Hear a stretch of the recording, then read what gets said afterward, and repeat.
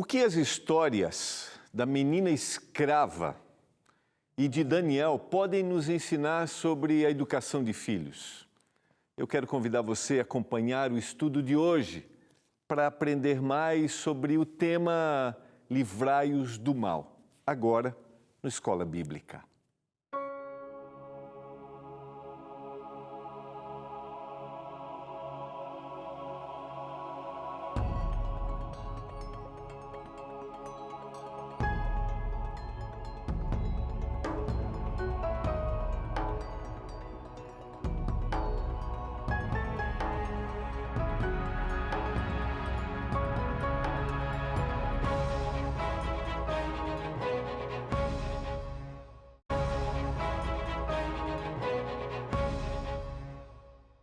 Olá, tudo bem com você? Que alegria, que privilégio, obrigado por sua companhia.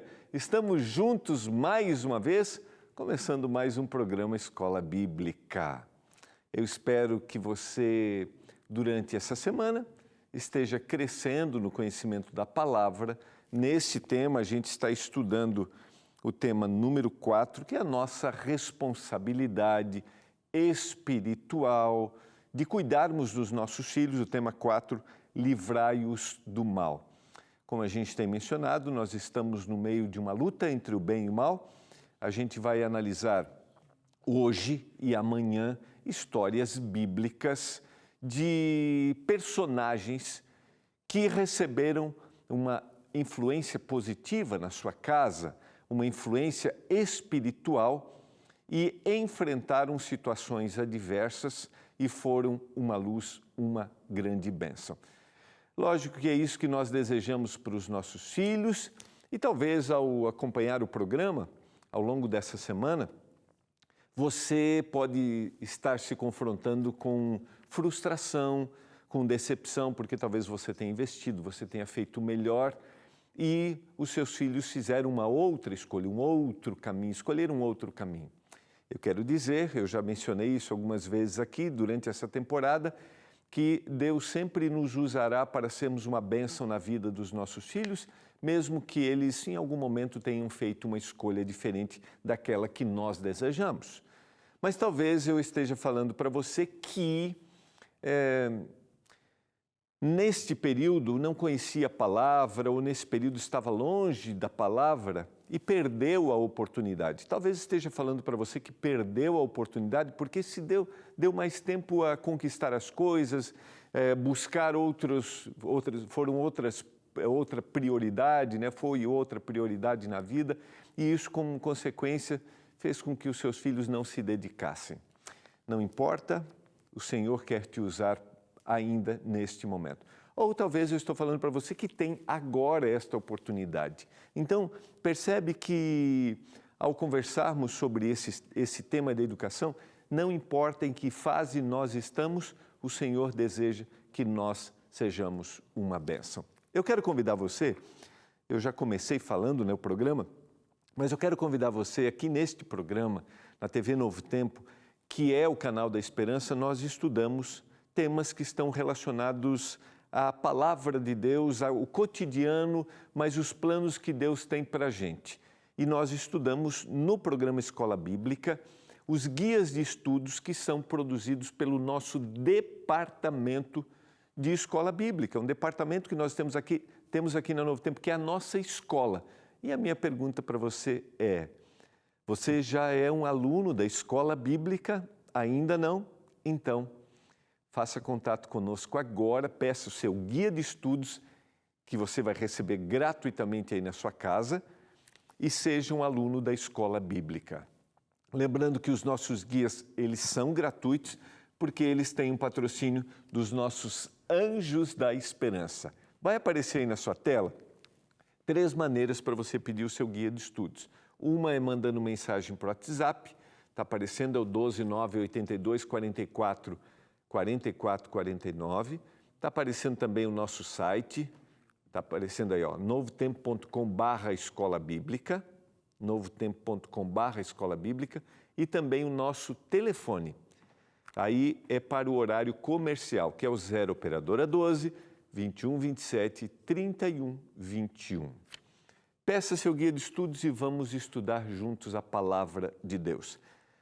Nesta temporada estamos estudando o guia Pais Preparados, Filhos de Caráter, os ensinos da Palavra de Deus no processo educacional, nossa responsabilidade com os nossos filhos.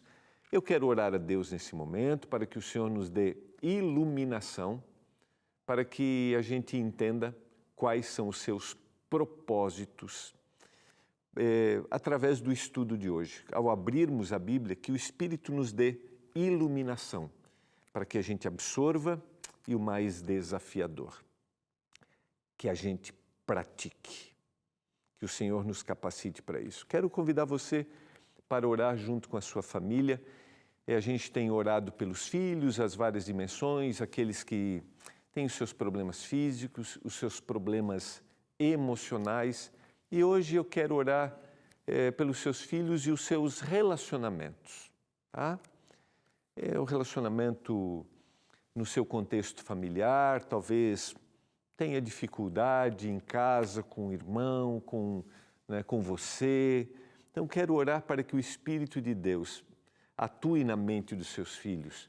Também quero orar pelos relacionamentos, talvez seu filho pensa no casamento, para que ele realize, para que ele seja abençoado. Vamos orar por isso nesse momento? Pai do céu, obrigado, porque o Senhor está conosco mais uma vez para estudarmos a palavra. Nesse momento, nós suplicamos iluminação do Espírito, nos dê compreensão. Mas eu quero orar hoje pela saúde relacional dos nossos filhos, que a gente tenha bom relacionamento com eles, que eles se relacionem bem, que a gente tenha habilidade no falar, no orientar.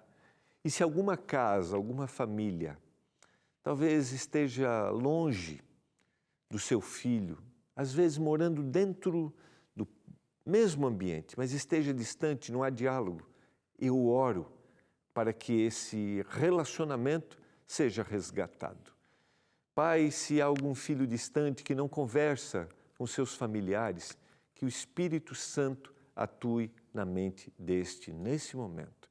Eu clamo por isso. Também atue na mente dos pais. Eu suplico em nome de Jesus. Amém.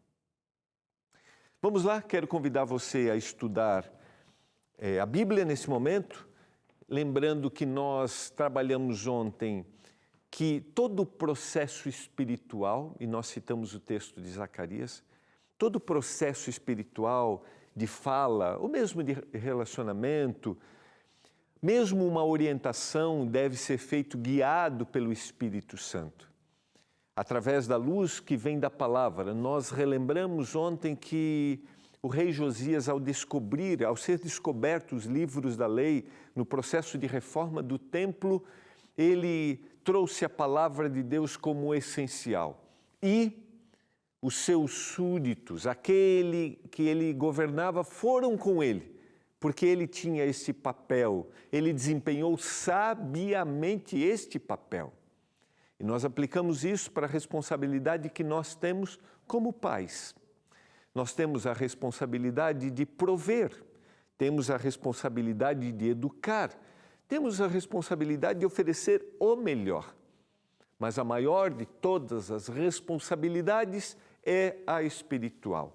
Eu não sei se no seu ambiente familiar, eu não sei que tipo de crença há, se vocês têm ou não têm. Eu quero te convidar a estudar a Bíblia e entender os planos que Deus tem para a sua família.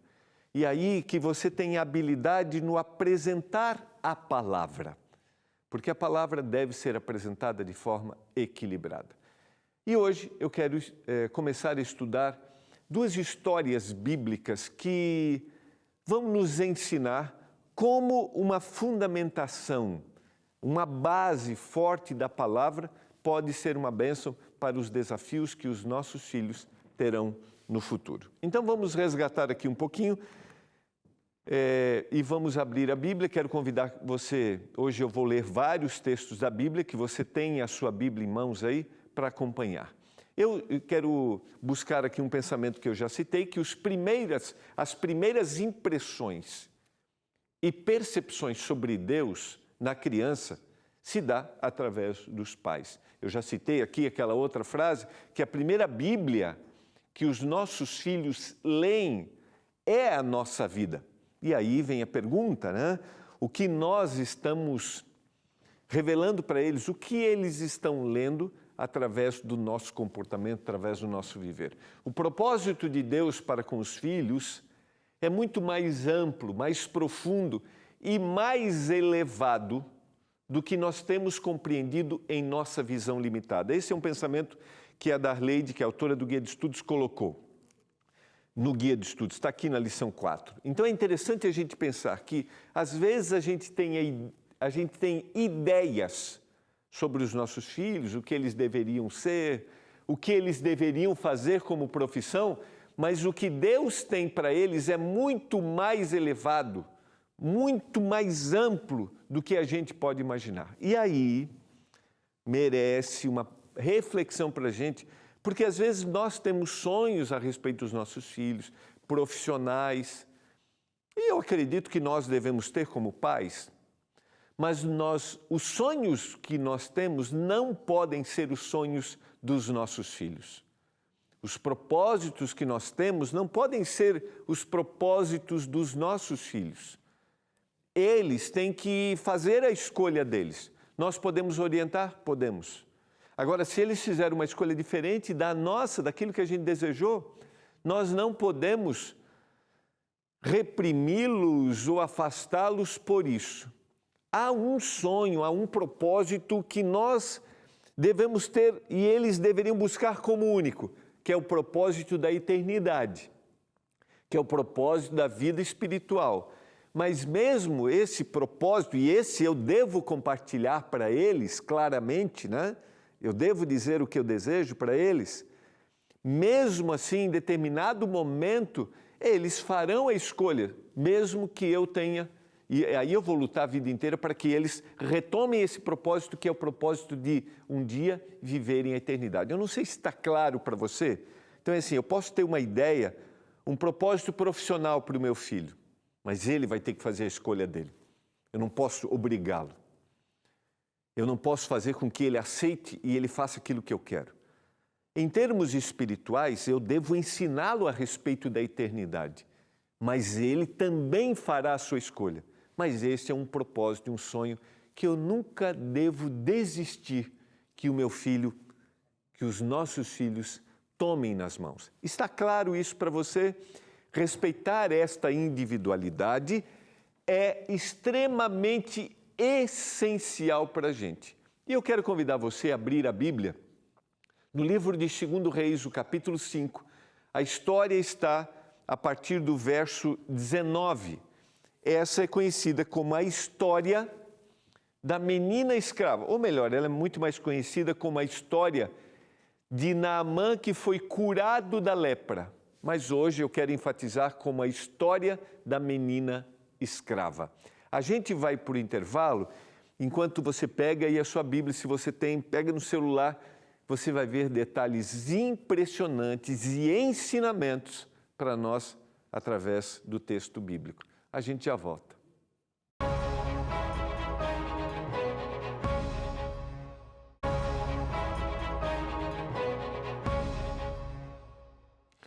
Estamos de volta, você está acompanhando o programa Escola Bíblica. Nós estudamos aqui os guias de estudos que são produzidos pelo nosso departamento, pela nossa escola. Por isso convido você a ser um aluno da Escola Bíblica. Peça seu guia de estudos, é gratuito. E eu aproveito este momento para agradecer aos nossos anjos da esperança, que são os nossos parceiros, os nossos doadores mensais, que acreditam na mensagem que a Novo Tempo apresenta. Nós estamos distribuindo os nossos guias de estudos. 50 mil guias de estudos foram produzidos graças a você, que é um anjo da esperança. Muito obrigado pelo seu apoio e sua dedicação. E eu aproveito, se você ainda não é um anjo da esperança, e gostaria que mais pessoas conhecessem da palavra. Seja um anjo da esperança, faça contato com a gente, ligue para a gente agora, né? Tem uma equipe pronta para atender você. É o 0 Operadora 12 21 27 30 30, que é o nosso telefone. Obrigado a você que é um anjo. Se você ainda não é e quer ajudar a gente, não esqueça, faça contato com a gente e faça a sua doação. Quero lembrar também que nós estamos orando nesta temporada pelos filhos. Então, vai aí o nosso WhatsApp do programa para você enviar um pedido especial. A gente tem orado pelos filhos. É o 12981091268. Faça contato com a gente, mande sua mensagem, nós estaremos intercedendo por você e pelos seus filhos. Vamos começar a leitura do texto, está aí, 2 Reis, capítulo 5, dos versos 1 a 19, é toda a história, e eu quero ler alguns versos, a parte introdutória, depois eu conto, né, mais ou menos o desfecho final, a gente não vai ler todos os versos. Naamã, comandante do exército do rei da Síria, era grande homem diante do seu senhor e de muito conceito, porque por ele o Senhor dera vitória à Síria. Era ele herói da guerra, porém leproso. Algumas referências para você que talvez esteja tendo contato com essa história pela primeira vez. Esse exército se opõe ao povo de Deus diretamente e eles levam, a gente vai ver na sequência, muitos cativos. As investidas desse exército sírio faz com que muitos do povo de Deus se tornem escravos. Mas aqui no verso 1, a gente tem uma descrição deste personagem, que é Naamã. Então, ele era comandante do exército. E, lembra bem, eu já citei isso algumas vezes, ficar atento ao texto bíblico nos ajuda a entender a dimensão da história. Comandante do exército do rei. Segundo, era um grande homem, diante do seu senhor, diante do rei. De muito conceito, porque por ele o Senhor dera vitória à Síria. Era ele herói da guerra. Porém, ele era leproso. A gente tem uma descrição de conceitos, mas a gente tem um porém. Ser leproso, nesta época, a melhor descrição que eu já ouvi sobre a lepra, essa doença, é morte em vida. Uma pessoa leprosa estava vivo, mas não tinha perspectiva. Por isso que em Israel, entre o povo de Deus, haviam regras distintas para o indivíduo leproso. Ele era separado do seu convívio para evitar o contágio. Então, a gente tem uma descrição deste homem. E agora, verso 2. Saíram tropas da Síria e da terra de Israel e levaram cativa uma menina que ficou ao serviço da mulher de Naamã. Então, aqui, entra nessa história. Então, a gente tem... Olha como é a descrição bíblica. A gente tem um comandante do exército, um grande personagem. E agora a gente tem uma outra personagem, uma menina que foi levada como escrava, como cativa, numa das investidas do exército sírio contra a terra de Israel. E ela foi ser serva na casa da mulher de Naamã. Disse ela à sua senhora. Então, vamos pensar, a Bíblia não conta todos os detalhes, a gente não sabe o tempo, mas a gente sabe, nas entrelinhas, que ela tem percepção do que acontece com o seu senhor, que ele era um leproso. Segundo, essa menina, de alguma forma, teve, você vai ver na sequência, teve a confiança da sua senhora.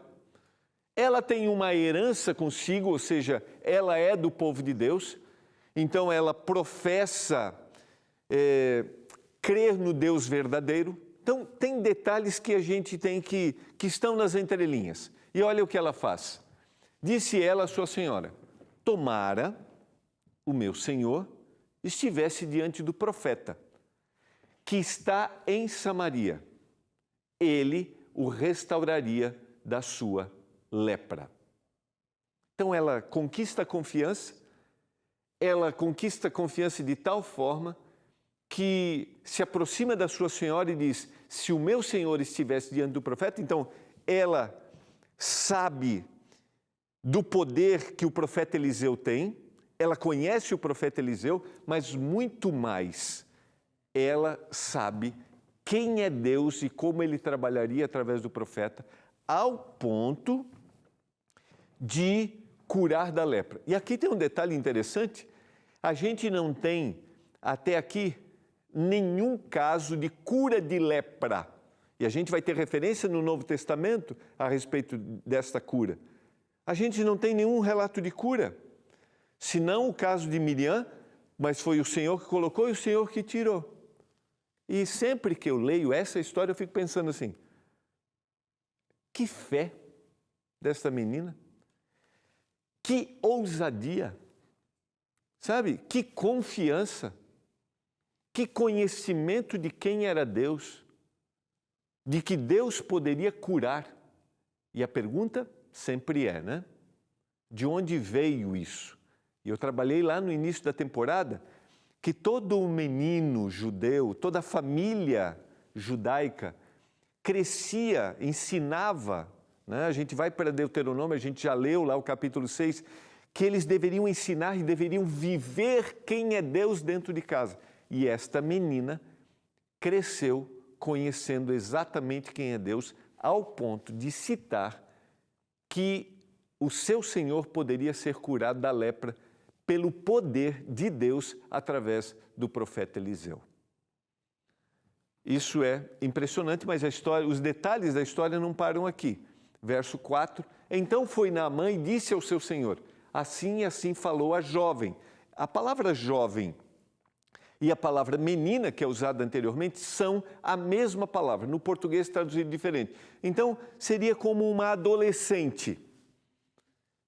E assim falou a jovem que é da terra de Israel. Então, pense só, ela falou para a senhora falou para Naamã, e Naamã foi para o rei e disse o que aquela menina, aquela jovenzinha, aquela adolescente havia dito, que ele poderia ser curado.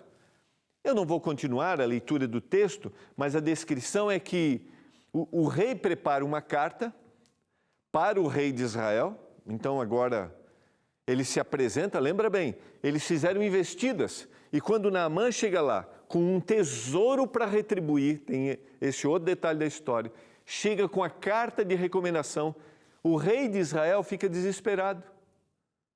E olha o que diz o texto bíblico, olha aqui, dá uma olhadinha. Acaso sou Deus, diz o verso 7, sou Deus com poder de tirar a vida ou de dá-la, para que este envie a mim um homem para eu curá-lo da sua lepra? É impressionante a história, né? A menina sabia do poder de Deus e o rei de Israel não acreditava no poder de Deus. Às vezes, nós subestimamos o poder espiritual que os nossos filhos podem ter se nós ensinarmos a eles. E muitas vezes os nossos filhos têm muito a nos ensinar sobre espiritualidade, diante da pureza, da inocência, sabe, daquela fé genuína que eles têm.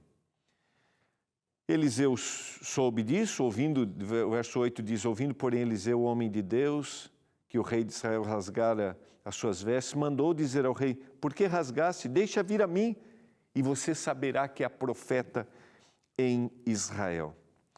E aí Eliseu nem se apresenta, só manda, a história diz, Naamã mergulhar 7 vezes no Rio Jordão. E Naamã diz assim, peraí, né? Acaso não são os reis da Síria melhores rios do que o Rio Jordão? E geograficamente, né, se fizer uma comparação, realmente comparado aos rios da Síria, as águas eram muito mais limpas. A água do Jordão é como se fosse uma água barrenta, né, em termos de comparação.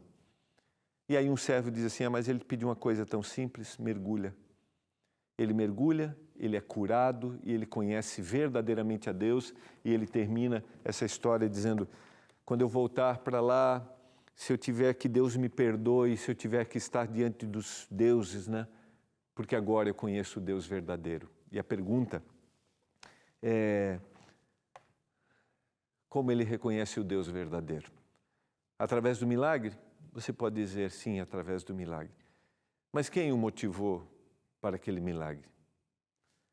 Uma jovenzinha, cativa, escrava, serva, que acreditava no poder de Deus. Quando nós educamos nossos filhos, nós não temos ideia do que Deus tem planejado para eles. Deus tem planejado grandes coisas para os nossos filhos. Eles podem ser uma grande bênção. Acredite nisso. Por isso que eu quero te convidar nesse momento. Eu quero orar agora para que Deus nos use a mostrarmos verdadeiramente quem é Deus para os nossos filhos. Mas eu quero orar para que os nossos filhos sejam bênção onde estiverem. Vamos orar por isso? Pai do céu, obrigado pela Tua palavra. Que o Senhor abençoe os nossos filhos, que eles sejam bênção em todos os lugares. Em nome de Jesus. Amém.